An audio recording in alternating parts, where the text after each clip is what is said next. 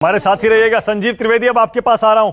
संजीव, जो 14 नेता आने वाले हैं, जैसा मैं आपसे पहले कह रहा था, पहली बार ऐसा होगा प्रधानमंत्री आवास पर इस तरह की बैठक होगी।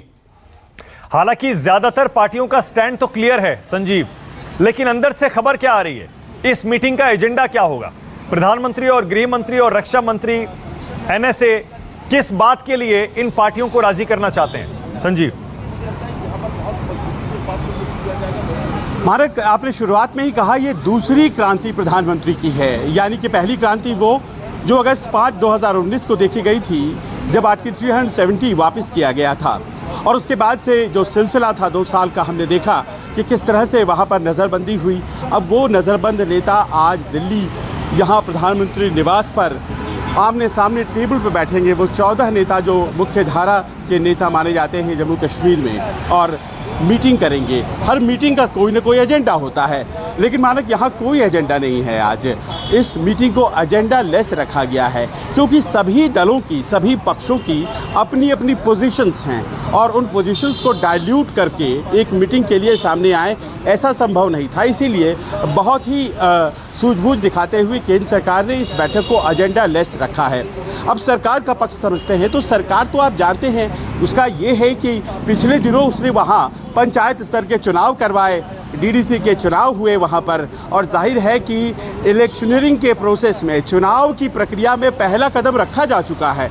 और ऐसे में जबकि परिसीमन हो रहा है तो जाहिर है कि अगला कदम जो है वो असेंबली पोल्स है। तो सरकार जाहिर है वो चाहेगी कि असेंबली पोल्स की हम बात करें। यही बात है जो कि गृह मंत्रालय में और प्रधानमंत्री निवास में पिछले दिनों जो बातचीत हुई है, जो बहस मुहावजे हुए हैं इस विषय पर, उसमें सामने आई है कि अगला कदम क्या हो सकता है। लेकिन वहीं दूसरी तरफ चलें तो वो पक्ष जो कि जम्मू कश्मीर से आ रहा है, उसमें 2 भेद है। जम्मू के जो लोग हैं, ख़ास तौर पर जो भारतीय जनता पार्टी से ताल्लुक़ रखते हैं, वो सरकारी पक्ष के साथ है। वो चाहते हैं कि आगे असेंबली इलेक्शंस हो, डिलिमिटेशन की प्रोसेस चल रही है, परिसीमन की प्रोसेस के बाद असेंबली इलेक्शंस हो। लेकिन जो गुपकार अलायंस है, PAGD, people's alliance for Gupkar declaration, उसका अपना एक निश्चित मत है, और वो निश्चित मत है, वो ये चाहते हैं कि हमें वो स्टेटस रिस्टोर किया जाए जो 2019 अगस्त 5 को था। अब इसके बीच से क्या रास्ता निकलता है, ये समझने की बात होगी आज। इसीलिए शायद कोई रखा नहीं गया है एजेंडा, और हम कोशिश करेंगे आने वाले कुछ घंटों में समझने की कि आखिर अपने पोजीशन से बच करने के लिए, बदलने के लिए कितने तैयार हैं ये नेता, क्योंकि बातचीत के लिए आ रहे हैं। और याद कर लीजिए मानक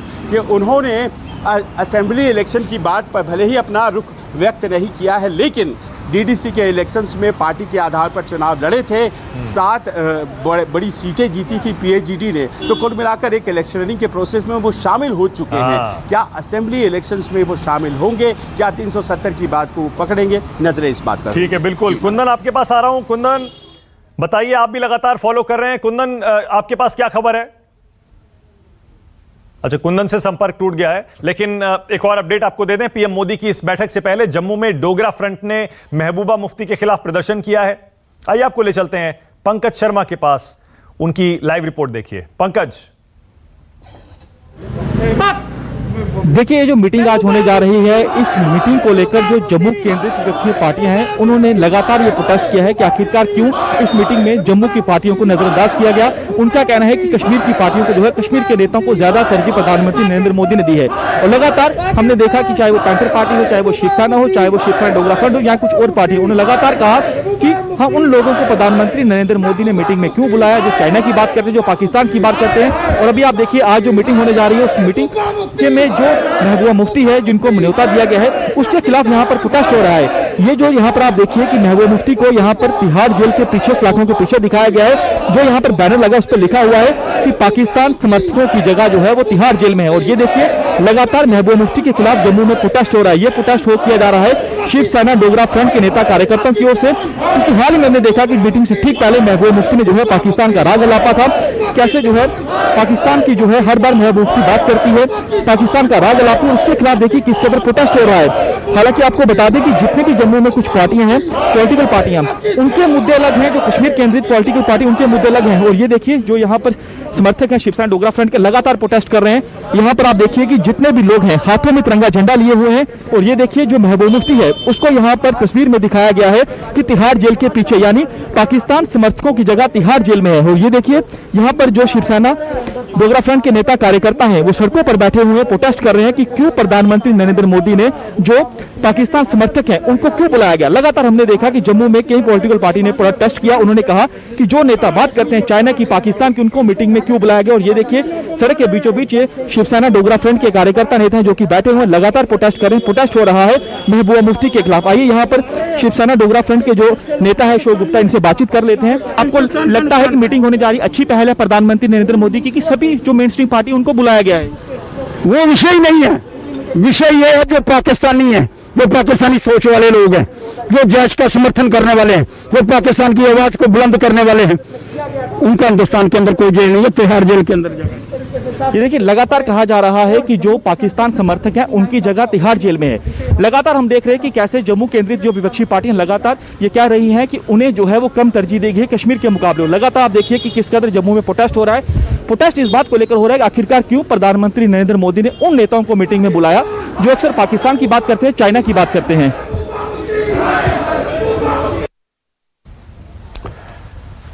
तो देखा आपने, आज पूरा दिन गहमा गहमी भरा रहने वाला है। आसिफ के पास भी आपको ले चलूंगा, लेकिन पहले प्रशांत आपके पास आ रहा हूं। प्रशांत, आपके पास क्या खबर है, क्या हो रहा है और आज मीटिंग में क्या होने वाला है? प्रशांत। देखिए मानक, तमाम जो जितने भी स्टेक हैं वो धीरे धीरे पहुंच रहे हैं। बहुत लोग पहुंच गए, बहुत लोग पहुंच गए हैं, लेकिन सबकी लोकेशन डिस्क्लोज अभी तक नहीं हुई है, ये अलग बात है। लेकिन आज की मीटिंग बेहद अहम है मानक, आप भी जानते हैं।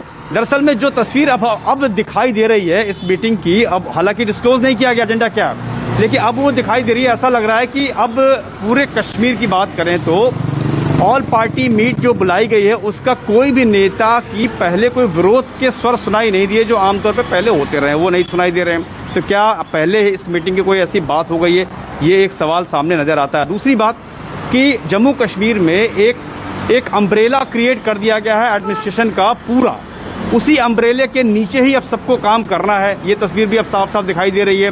विधानसभा चुनाव कराने की तैयारी है, परिसीमन रिपोर्ट आने वाली है, उसके बाद विधानसभा चुनाव कराएंगे, जमहूरियत को कायम करेंगे। ये एजेंडा हो सकता है प्रधानमंत्री का तमाम लोगों से बात करने का कि विधानसभा चुनाव कराएंगे, उसी तरह से शांति तरीके से होना चाहिए जिस तरह की डीडीसी के इलेक्शन हुए।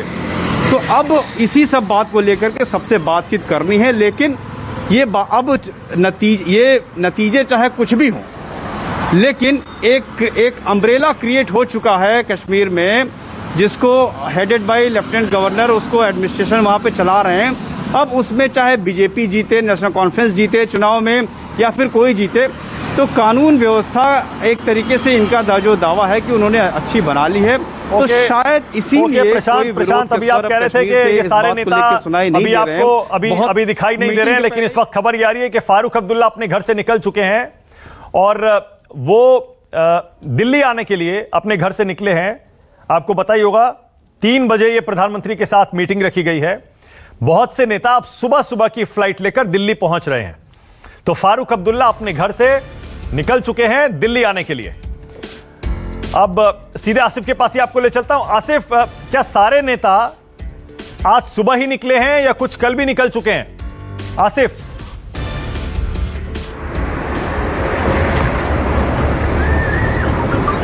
देखिए, ज़्यादातर नेता जो है वो कल ही यहाँ से निकल गए थे। महबूबा मुफ्ती कल यहाँ से दिल्ली रवाना हो गई थी, वो कल दिल्ली पहुंची थी। इसके अलावा सज्जाद लोन 2 दिन पहले यहाँ से निकले थे। अपनी पार्टी के अध्यक्ष अल्ताफ बुखारी वो भी कल निकले थे, और इसके अलावा उमर अब्दुल्ला पहले से ही दिल्ली में मौजूद थे। तो महबूबा मुफ्ती को छोड़कर जो है लगभग सारे नेता उससे पहले चले गए थे। महबूबा मुफ्ती कल दिल्ली पहुंची और फारूक अब्दुल्ला केवल ऐसे नेता रह गए थे जिन्हें प्रधानमंत्री की बैठक में शामिल होना था और वो अभी भी कश्मीर में मौजूद है, लेकिन वो भी अब अपने घर से यहाँ से एयरपोर्ट के लिए रवाना हो गए हैं। थोड़ी देर में वो एयरपोर्ट पहुंचेंगे। हम उनके घर के बिल्कुल पास में ही है, यहाँ से ही उनका काफिला अभी थोड़ी देर में गुजरने वाला है। और ये जो सारी चीजें हैं, जो बैठक को लेकर बातें कही जा रही है, इसको कई संघर्ष से देखा जाना चाहिए, क्योंकि जहां तक मैं ग्राउंड से देख पा रहा हूं, जो यहाँ पर पहले से मनोज सिन्हा के अंडर एक एडमिनिस्ट्रेशन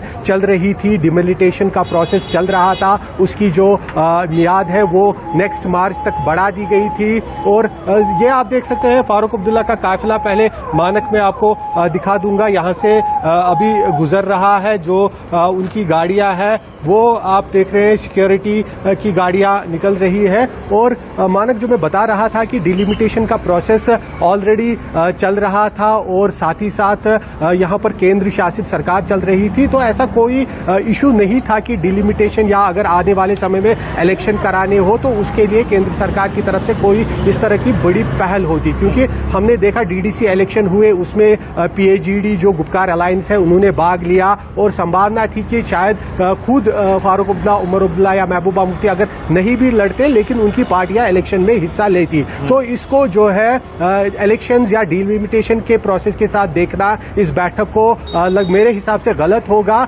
और इसका जो मुझे ज्यादातर दिख रहा है वो दोनों इंटरनल और एक्सटर्नल डायमेंशन नजर आ रहे हैं। इंटरनल डायमेंशन ये है कि जो बीजेपी ने 2 साल पहले, 22 महीने पहले धारा 370 हटाते समय कहा था कि यहाँ जम्मू कश्मीर में प्रगति नहीं हो रही है, जम्मू कश्मीर में करप्शन है, 2 फैमिलियों का राज है, आने वाले समय में बहुत बदलाव देखा जाएगा। उस तरह का कोई जादुई बदलाव यहाँ पर 22 महीनों के अंदर देखने को नहीं मिला। करप्शन की पोजीशन जू की तू बनी हुई है, कुछ इलाकों में ज्यादा बढ़ गया है, डेवलपमेंट उतना ज्यादा विजिबल कहीं नहीं है। और जो मिलिटेंसी का भी ग्राफ देखें तो आप देख रहे हैं कि लगातार मिलिटेंसी की वारदातें भी हो रही है। तो ये इंटरनल डायमेंशन है जिसकी वजह से कहीं ना कहीं केंद्र सरकार पर दबाव बना के कश्मीर घाटी में हालात पूरी तरह से नहीं सुधर रहे हैं। इस वजह से कोई इस तरह का कोई पहल करनी चाहिए। और दूसरा जो एक्सटर्नल डायमेंशन है, पहले मानक ये देखिए, ये फारूक अब्दुल्ला का काफिला, फारूक अब्दुल्ला का काफिला आप मानक देखिए, ये जा रहा है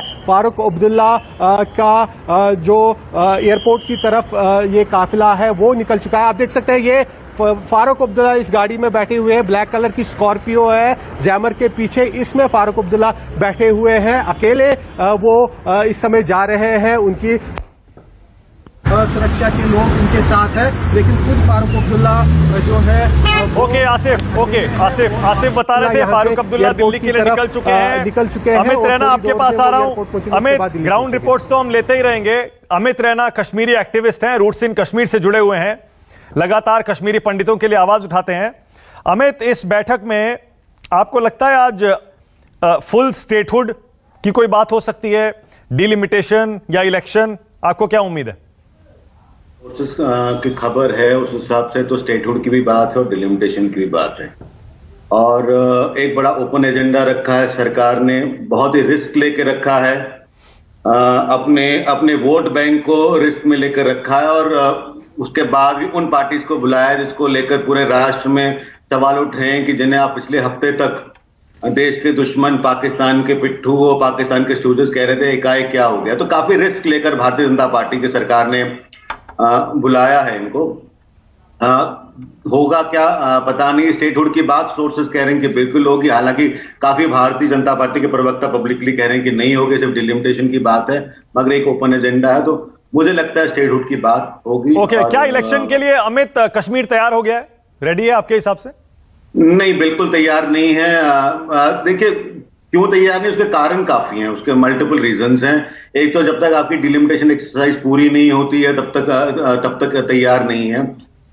और सबसे बड़ी बात है कि जो जम्मू है, जम्मू रीजन काफी नाराज है इस डिलिमिटेशन एक्सरसाइज से, क्योंकि जो 2011 का सेंसस है वो भारतीय जनता पार्टी खुद मानती है कि एक फ्रॉड सेंसस है, एक फर्स्ट सेंसस है।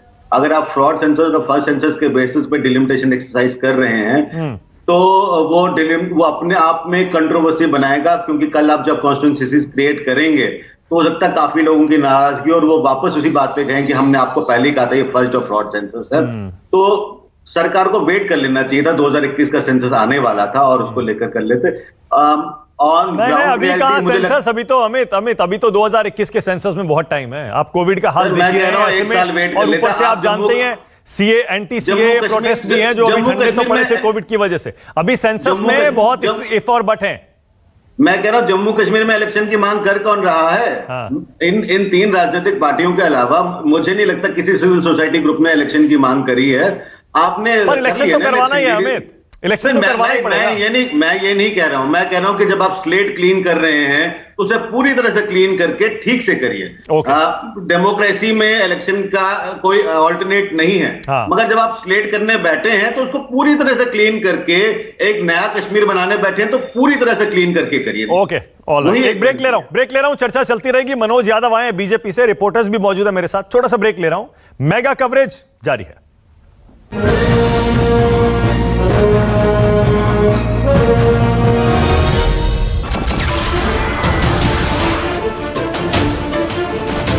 नमस्कार, मैं हूं मानक गुप्ता।